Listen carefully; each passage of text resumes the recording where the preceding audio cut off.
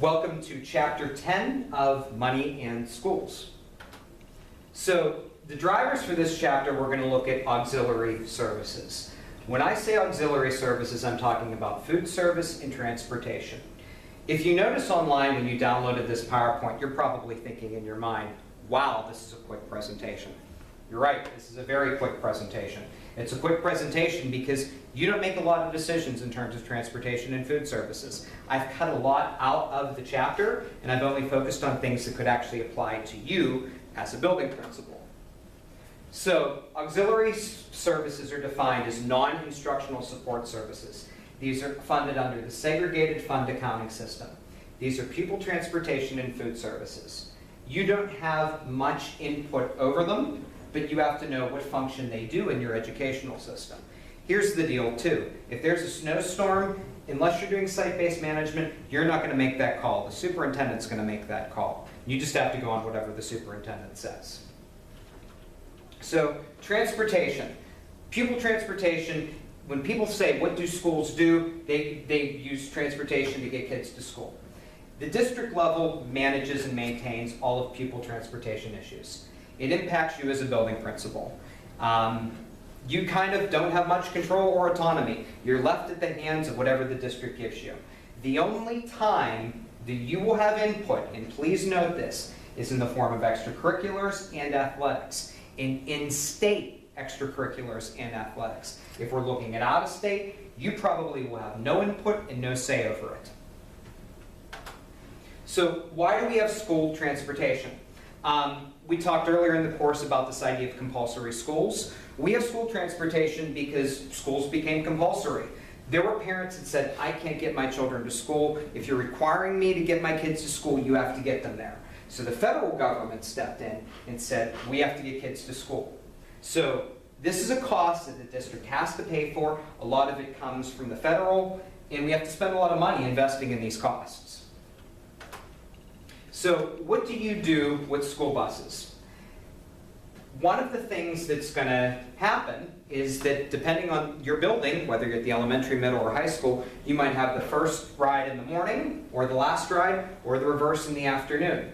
If something happens, the bus might break down. What do you do as the building principal? How are you supposed to handle it?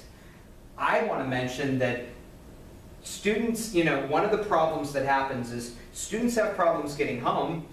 If a bus breaks down, you need to be at the school and you need to call central administration and get another bus. Most districts are smart enough to keep another bus in case an emergency exists. As a former elementary principal, I dealt with a lot of bus issues where my morning started out with me running out and climbing on the bus and having to deal with two kids that were fighting on the bus. Bus drivers are not trained to handle conflicts between children. Because that happens, well then, you do have responsibilities with school buses that you might not have thought that you had. So, like transportation, food service, you might not have autonomy over it, but it will obviously impact you at the school level. We can't argue for equal opportunity for children if they all come to school hungry. So one of the things that you have to do, you're not going to pick the school meals. The district's going to do that. That's going to be mandated. It's not your problem. It's not your interest. But what you're going to have to do is provide students with snacks during extracurriculars if you're in a position to do so. This is something that you have to budget for and you're responsible for. So what does food service do? Food service is really there to make up for what's not available at home. Food service does lead to increased performance in schools, and students that get food are more engaged. That's a no-brainer, but that's why there's so much money invested in food services. Schools are required by the federal government to serve lunch to all kids. A day in school only exists if lunch is served. So if there's a massive blizzard, a massive snowstorm, and it's 9:20, and they start passing out boxed lunches, that's because the principal wants to get the day in, and the day's in once lunch is served. Breakfast isn't mandated, but schools have to offer breakfast. So it has to be available to kids if they want it, they can take it, but that also increases the cost of spending as well. So the local role, most of the time, this is provided locally. It's self-supporting. The price is set for meals. We'll combine with federal aid. That gives us the full cost of the program. You have to worry about geographical cost variations. That's a problem and that's a challenge as well. And some areas don't have access to quality food that some others do. So regulations on food in schools. If you're going to start one slide, this is a big idea because it's something you need to know. No more than 30% of a meal's calories can come from fat. Less than 10% must be saturated fat. The district is required to provide 1/3 of protein, vitamin A, vitamin C, iron, calcium, and calories. After-school snacks, and this is big, must provide 2 of the minimum: a serving of milk, a serving of meat or a meat alternative, vegetables or fruit or full-strength vegetables or fruit juice, and then serving of whole grain or enriched bread or cereal. My experience has shown me that most school districts always go with the whole grain bread or cereal, and then they'll either do the milk or the fruit juice. It's the easiest one, it's the cheapest one, and that's what you see in the after-school snack.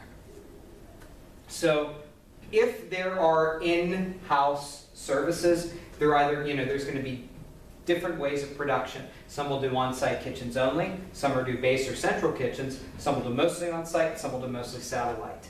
The only responsibility you're probably going to have with the cafeteria workers is to hire personnel for you, depending on which program they're using. But if it's a satellite one, you won't even have to hire these people. This will be completely out of your hands.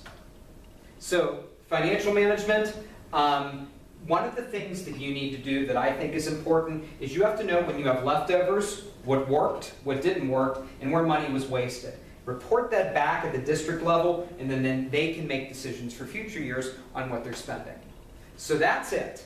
The last 2 chapters in the book are focused on the future of schools, which is site-based management, which we've already looked at, and then kind of the future of schools. I will not do the legal chapter in this class because it's more district-level legal. So if there's anything else I can do to help, let me know. We only have 2 more chapters to cover. Thank you.